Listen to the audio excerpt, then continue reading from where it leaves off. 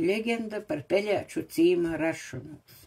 Senūs aizmirstos laikūs, tur, kur šudiņ pliešās peļēču cīms, atceroda neizbrīnams Strymyna pūrus. Tas bija gan boguoteiks, gan beistams.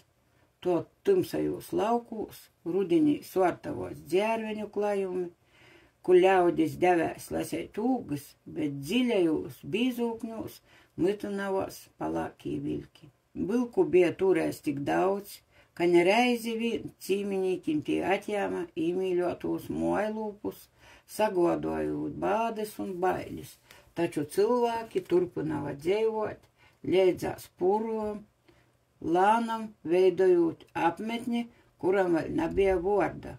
Un todreiz, kad cīma vecāki runāja par to, kā lai nosauc savu mojvītu, kāds vērs sacīja, kur vilks, tur palāks.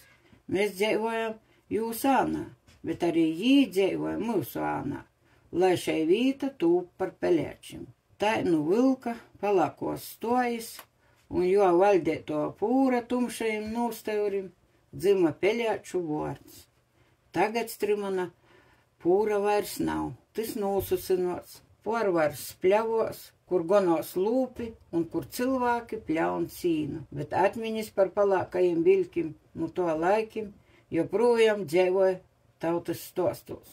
Un legenda par to, kā rodās peļēču cīms, vēl šudiņ tiek čukstāts, it kā vilku kaucīņu atbalsts nakts vējā.